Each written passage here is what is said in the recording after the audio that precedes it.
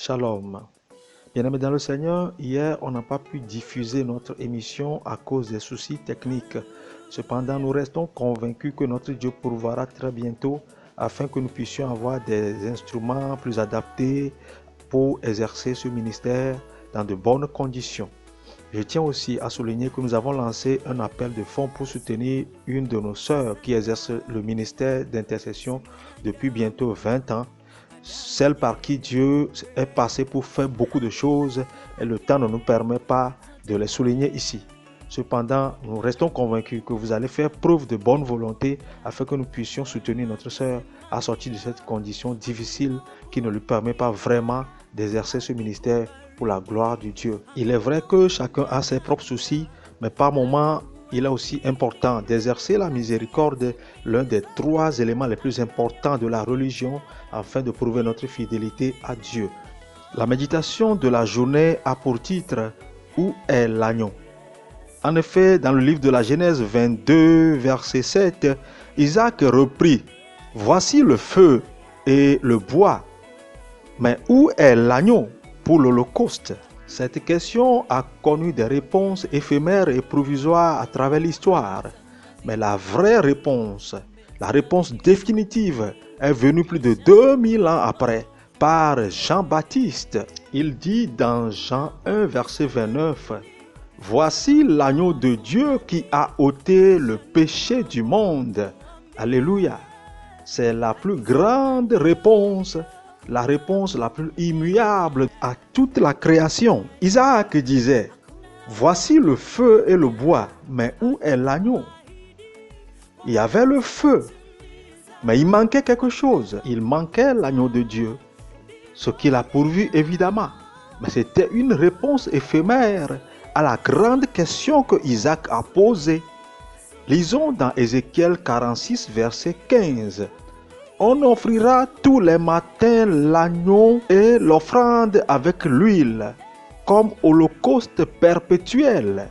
Cela veut dire que les péchés du peuple sont pardonnés que par cette action perpétuelle chaque matin. Cependant, Jean nous dit, voici l'agneau de Dieu qui ôte le péché du monde.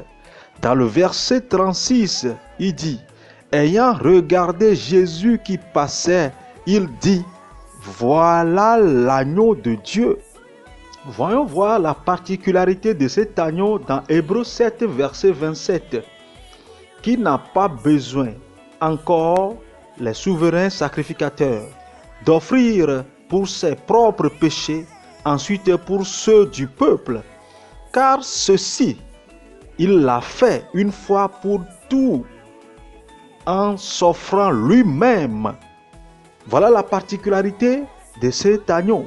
Il s'offre une fois pour tout. Ce n'est plus une question de sacrifice chaque matin. Ainsi donc, au verset 37, la Bible nous dit que les 2 disciples le suivirent. Et comme d'habitude, il leur posa la question, « Que cherchez-vous » De la même manière qu'il a demandé à Pierre et ses amis, « Pourquoi ne partez-vous pas comme les autres ?» Et ils ont répondu, « Parce que tu as les paroles de la vie éternelle. » Mon frère, ma soeur, veux-tu suivre Jésus? Ou tu préfères Confucius? Ou Baphomet? Ou Bouddha? Ou Krishna? Ou Mahomet? Ou Dalai Lama? Ou Anne qui est devenue Marie? Ou tu veux suivre la religion Aïndara, hindoue ou rose-croix? La croix de Jésus n'a jamais été rose, mais rouge, rouge de sang. Qui veux-tu suivre, bien-aimé? Apocalypse 7, verset 17 dit, « Car l'agneau qui est au milieu du trône les paîtra et les conduira aux sources des eaux de la vie, et Dieu essuiera toutes larmes de leurs yeux. » Apocalypse 7, verset 14 dit que ceux qui ont traversé la grande tribulation ont lavé leurs robes et les ont blanchis dans le sang de l'agneau. Voici l'agneau de Dieu qui ôte le péché du monde, qui lave nos robes dans son sang et qui nous conduit aux sources de la vie.